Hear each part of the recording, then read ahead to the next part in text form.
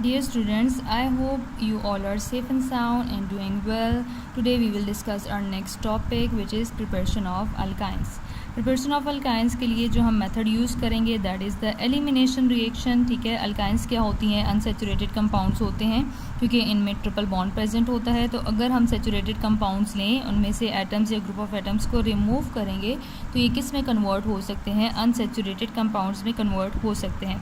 और इसी प्रोसेस को हम क्या कहते हैं? Elimination reaction. It means alkynes को प्रिपेयर करने के लिए जो हमें प्रिपरेशन मेथड यूज़ करना होगा वो कौन सा होगा? That will be elimination reaction. Elimination में जो हम यूज़ करेंगे first one that is dehydrohalogenation of adjacent dihalides. सबसे पहले एडजेसेंट डायहैलाइड्स को देख लेते हैं. एडजेसेंट का मतलब होता है टू बॉन्डेड कार्बन एटम्स और dihalide means di means two and halide mean halogens. It means अगर दो एडजेसेंट कार्बन एटम्स के ऊपर टोटल 2 हैलोजेंस अटैच्ड होंगे, एक कार्बन के ऊपर एक हैलोजन और दूसरे कार्बन के ऊपर भी एक हैलोजन, तो इस कंपाउंड को हम क्या कहेंगे? Adjacent dihalide. और इसी की हमने क्या करनी होगी? Dehydrohalogenation. De means removal, hydro means hydrogen and halogen means halogen. It means adjacent dihalides में से अगर हम हाइड्रोजन और हैलोजन को रिमूव करेंगे तो प्रोडक्ट में हमें क्या मिलेगा? अल्काइंस. ओके, यहाँ पे जो हमने टर्म यूज़ की है एडजेसेंट डायहैलाइड, इसको हम डिफाइन कर लेते हैं. एडजेसेंट डायहैलाइड्स को विसिनल डायहैलाइड्स भी हम कहते हैं.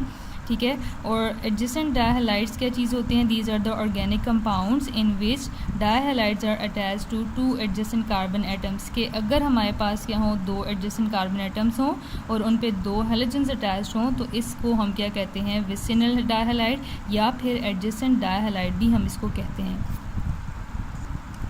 प्रोसेस जो हम यहाँ पे यूज़ करें that is dehydrohalogenation. De means removal, hydro means hydrogen and halogen means halogen. तो ये हमारे पास कौन सा प्रोसेस है? The process of removal of hydrogen and halogen is called dehydrohalogenation. Dehydrohalogenation के लिए जो कंडीशन हम यूज़ करेंगे that is the use of hot alcoholic KOH. We have to use here the potassium hydroxide but it should be alcoholic. There should be alcohol in alcoholic solution of KOH and it should be hot. It means this reaction is endothermic reaction. We have to give heat in this reaction.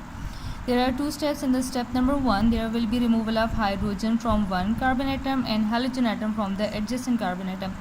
किस तरह से? For example यहाँ पे हमने compound लिया है 1,2-डाइब्रोमोइथेन. 1,2 हमने क्यों लिया है? क्योंकि कार्बन नंबर 1 पे भी ब्रोमीन है और कार्बन नंबर 2 पे भी क्या है? ब्रोमीन है. अब 2 एडजेसेंट कार्बन एटम्स के ऊपर हैलोजेंस अटैच्ड हैं तो इस तरह के कंपाउंड को हम क्या कहते हैं? एडजेसेंट डायहैलाइड और विसिनल डायहैलाइड. डीहाइड्रोहेलोजिनेशन करनी है तो जिस कार्बन के ऊपर हैलोजन अटैच्ड है वहाँ से हम हैलोजन को रिमूव करेंगे और एडजेसेंट कार्बन एटम से हमने क्या रिमूव करना है? हाइड्रोजन. ज़रूरी नहीं है कि पहले हम इसी को रिमूव करें. अगर हम पहले यहाँ से इस ब्रोमीन को रिमूव करेंगे तो फिर हमें यहाँ से इन 2 हाइड्रोजन में से किसी एक को रिमूव करना होगा.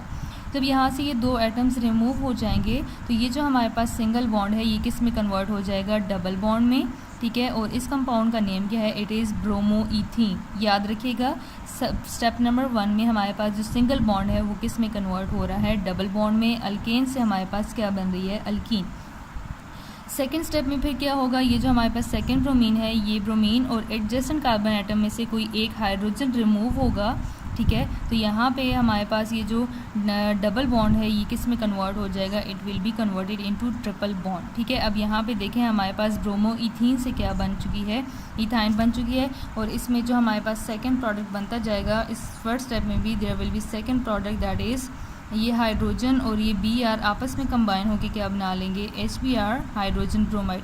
सेम इसी तरह से यहाँ पे भी हमारे पास सेकेंड प्रोडक्ट बनेगा that is also HBr hydrogen bromide. Okay, second method जो हम यूज़ करेंगे for preparation of alkynes that is dehalogenation of tetrahalides. सबसे पहले डीहेलोजिनेशन को देख लेते हैं. डी मीन्स रिमूवल और halogen means halogen. It means ऐसा प्रोसेस जिसमें हम हैलोजन को रिमूव करें वो क्या होता है? डीहेलोजिनेशन. और टेट्राहैलाइड्स क्या होते हैं? Tetra means 4, halide means halogens. 2 adjacent carbon atoms के ऊपर टोटल 4 हैलोजेंस अटैच्ड होंगे तो इनको हम क्या कहेंगे? टेट्राहैलाइड्स. 2 एक कार्बन के ऊपर होंगे और 2 दूसरे एडजेसेंट कार्बन एटम के ऊपर होंगे तो इन कंपाउंड्स को हम क्या कहेंगे? Tetrahalides. Okay, first of all we will define here dehalogenation. It is the process in which there is removal of halogen which is called dehalogenation. टेट्राहेलाइड्स को भी हम यहाँ पे डिफाइन कर लेते हैं। टेट्राहेलाइड्स क्या होते हैं? The compounds that contain 4 halogen atoms at 2 adjacent carbon atoms are called tetrahalides. For example ये कंपाउंड आपको नज़र आ रहा है, यहाँ पे टोटल हमारे पास कितने हैलोजन्स हैं? 4 हैलोजन्स हैं। और कितने कार्बन एटम्स के हैं? ऊपर हैं 2 एडजेसेंट कार्बन एटम्स के ऊपर हैं। तो इन कंपाउंड्स को हम क्या कहते हैं? टेट्राहेलाइड्स। ओके, टेट्राहेलाइड्स की डीहैलोजिनेशन करने के लिए जो कंडीशन रिक्वायर्ड है, हमें यहाँ पे क्या यूज़ करना होगा? जिंक मेटल हमने यूज़ करनी है। यही जो जिंक है यहाँ से हैलोजन्स को रिमूव करेगी। इसमें भी 2 स्टेप्स होंगे। स्टेप नंबर 1 में क्या होगा? हमारे पास एक कार्बन से एक हैलोजन और एडजेसेंट कार्बन एटम के ऊपर से सेकेंड हैलोजन रिमूव हो जाएगी।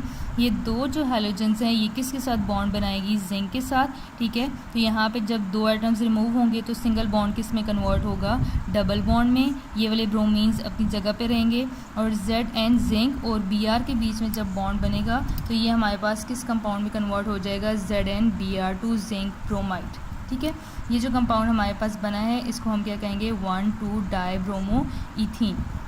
स्टेप नंबर 2 में हमारे पास क्या होगा? यहाँ पे यही जो हमारे पास फर्स्ट स्टेप में बना है 1,2-डाइब्रोमो ईथीन, यही हम लेंगे। सेकंड जिंक मॉलिक्यूल हम यूज़ करेंगे यहाँ पे। अब यहाँ से इस कार्बन से हैलोजन और सेकंड कार्बन से भी ये हैलोजन ब्रोमीन दोनों रिमूव हो जाएंगी। ये ब्रोमीन जिंक के साथ बॉन्ड बनाएंगी और ये डबल बॉन्ड किस में कन्वर्ट हो जाएगा? ट्रिपल बॉन्ड में। अब यहाँ पे देखें 1,2-डाइब्रोमो ईथीन से हमने क्या बना लिया? इथाइन। और सेकेंड प्रोडक्ट जो हमें मिलेगा that will be ZnBr2 zinc bromide।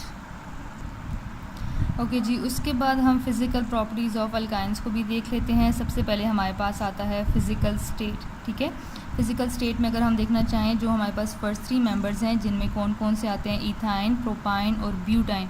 ये क्या होते हैं? They are gases in nature.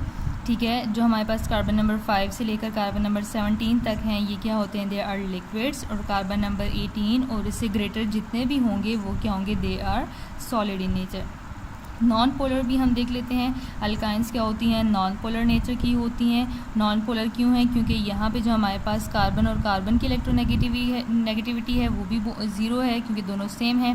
Carbon hydrogen की भी इलेक्ट्रोनेगेटिविटी क्या है? बहुत ज़्यादा कम है। तो यहाँ पे ये जो बॉन्ड्स बनते हैं ये क्या है? नॉन पोलर बॉन्ड्स हैं। तो कंपाउंड खुद भी क्या होगा? अल्काइंस खुद भी क्या होती हैं? Non polar. नॉन पोलर होने की वजह से ये वाटर में क्या है? इनसॉल्युबल, क्योंकि यहाँ पे लाइक डिजॉल्व लाइक वाला रूल अप्लाई नहीं होता। और ये किस में सॉल्युबल होंगी? ऑर्गेनिक सॉल्वेंट्स में, जिनमें हमारे पास आ जाते हैं लाइक बेंजीन, ईथर, एसीटोन। इसमें ये क्या है? सॉल्युबल हैं। नेक्स्ट प्रॉपर्टी है अल्काइंस की कंबशन। अगर हम इनको कंबस्ट करेंगे, इसकी अगर कंबशन होगी तो ये क्या प्रोड्यूस करेगा? कार्बन डाइऑक्साइड प्रोड्यूस करेगा, वाटर प्रोड्यूस करेगा और यहाँ पे जो है एनर्जी बहुत ज़्यादा रिलीज़ होगी। ये आपने याद रखना है, कोई भी ऑर्गेनिक कंपाउंड हो जब भी उसकी कंप्लीट कंबशन होती है तो मेजर प्रोडक्ट्स हमें क्या मिलते हैं? Carbon dioxide and water.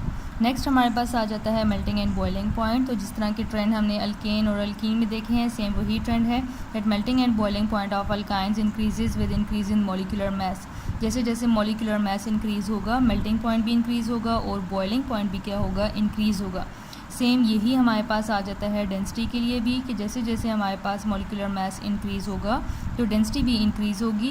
Density क्यों इंक्रीज़ होती है? क्योंकि हमें पता है डेंसिटी और मास का कौन सा रिलेशन होता है? Direct relation. तो मास इंक्रीज़ होगा तो डेंसिटी भी ऑटोमेटिकली क्या हो जाएगी? इंक्रीज़ हो जाएगी।